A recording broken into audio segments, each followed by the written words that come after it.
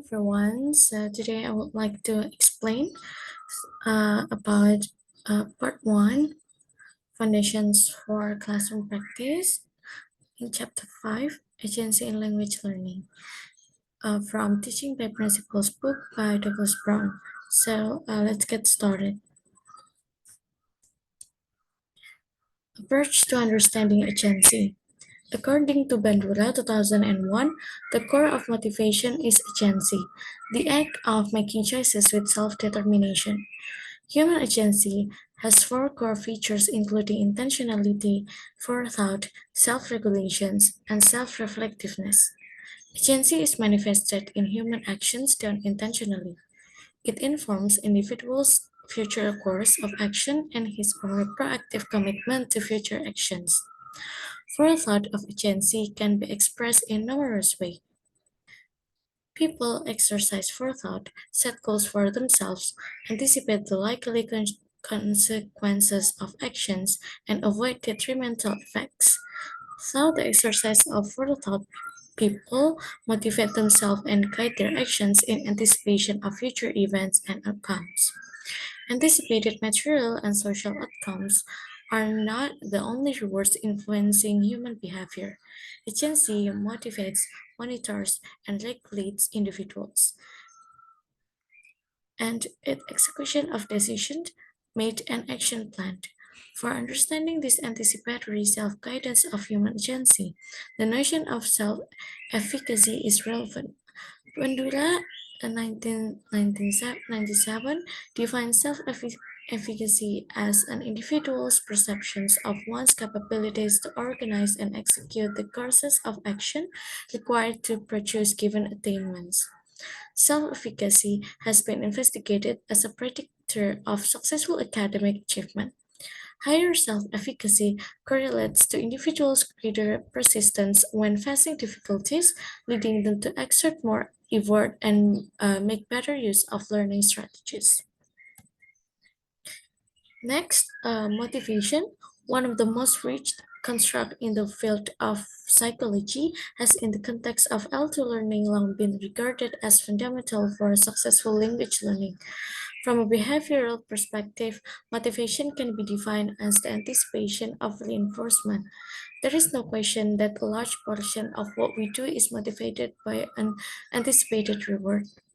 Classroom teachers often use motivation as a catch-all term to make sense of why then some students succeed and why others don't. In their proposal for the self-determination theory, Dizzy and Ryan describe motivation as coming from inside individuals, implying that motivation has to be regulated by learners themselves rather than regulated by others in order to be sustained. For classroom teachers, intrinsic motivation is important because it is a crucial element in the cognitive, social, and physical development of humans and leads to high quality learning. The research showed that one type of extrinsic reward can indeed have an effect on intrinsic motivations.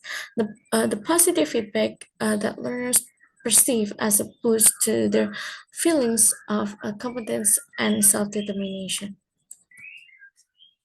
And then agency and embodiment. Many seasoned teachers may believe that for their students, learning by doing is the best way to learn, and therefore plan their lessons to enable students to engage in a variety of activities. To consider a rational behind such a belief, it may be useful to look at the connection between cognition, body, and human action. In particular, we draw on the notion of embodied cognition, also known as situated cognition, to discuss the relationship between the mind and action, how this relationship can be relevant to human agency. Perception and embodied action are inseparable as we explore and perceive visual objects anticipating potential affordable actions. According to Gibbs, perception is the ability to derive meaning from a sensory experience to guide adaptive behavior. Agency can manifest in the active process of perceptual learning, that is, learning to perceive particular features and meanings in the environment. Moreover, agency is a prerequisite prerequisite of real learning involving cognition, emotion, and physical movement in a social culture historically situated context. Taking a socio-cognitive approach to SLA, Atkinson 2011 views cognition as adaptive intelligence, which is an open biological system to align with the environment. This alignment with the environment takes on agency because such alignment is socially situated, adaptive behavior, and a process of continuously and progressively fitting oneself to one's environment.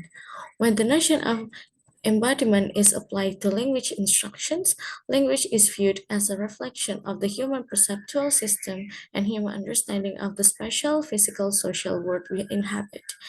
In other words, language is not simply stored inside the brain, rather, it is a multisensory and multimodal. Cognition, emotion, and agency. When agency means the ability to take action with intentionally, it is important to understand how the brain works when an individual takes such an action, what roles the brain plays in taking future actions, and what that action does the brain in response. Cognitive neuroscience, especially brain studies using functional magnetic resonance imaging or uh, fMRI and related methods has increasingly been influential and has provided multiple levels of analysis and a deeper understanding of the human mind as a complex organic system.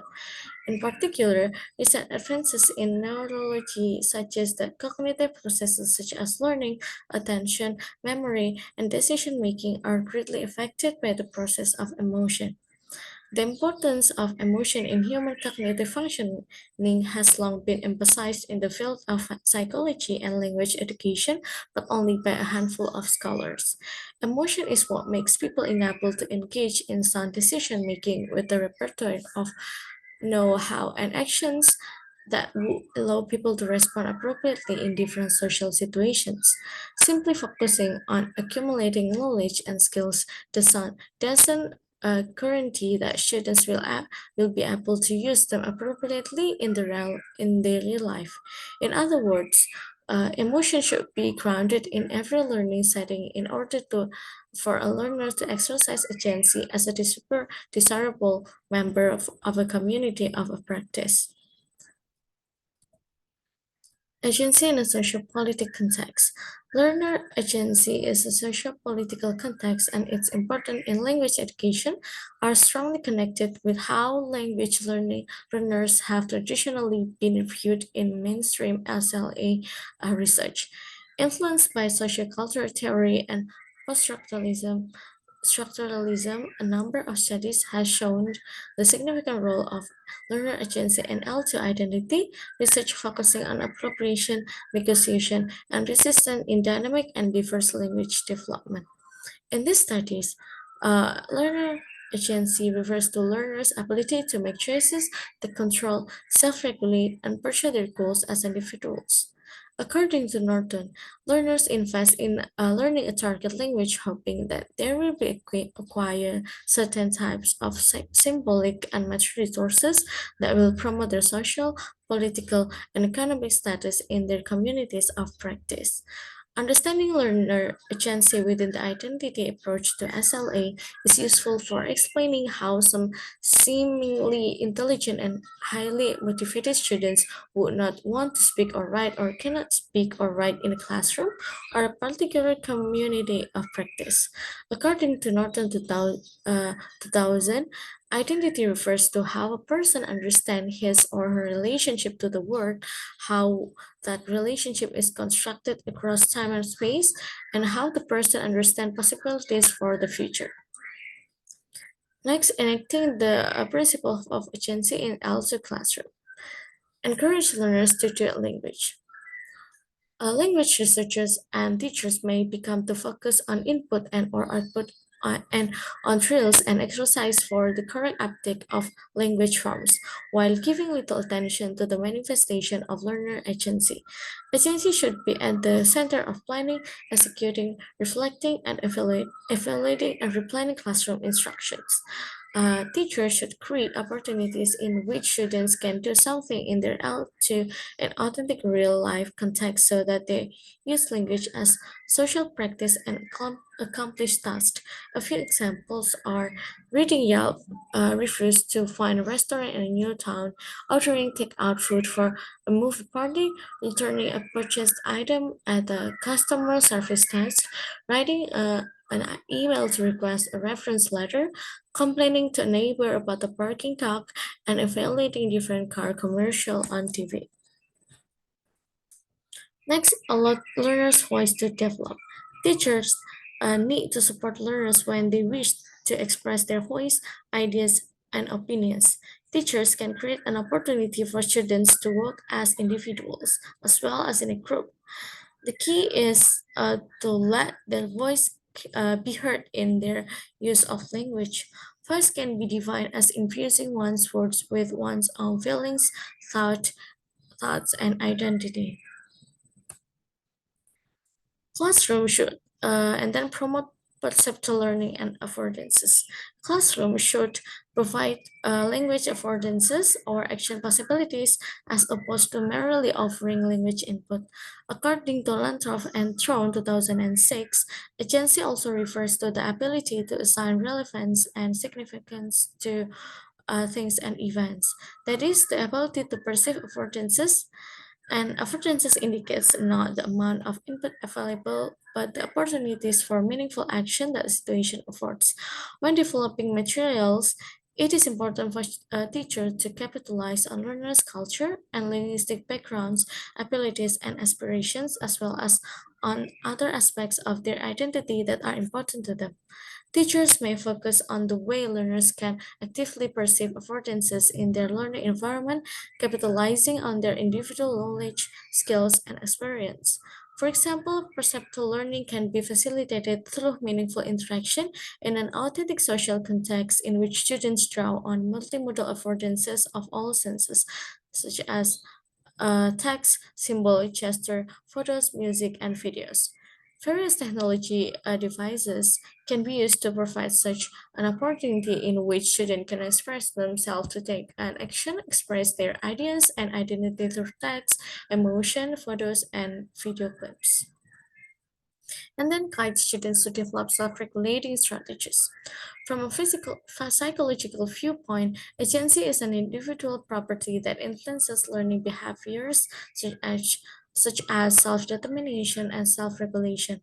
Self-regulatory learning strategies are actions and processes directed at acquisitions of information or skills that involve agency, purpose, and instrumentality perceptions by learners. The strategies involve a self-feedback system and a decision-making process to fit an appropriate strategy with the task or objective through self-evaluation.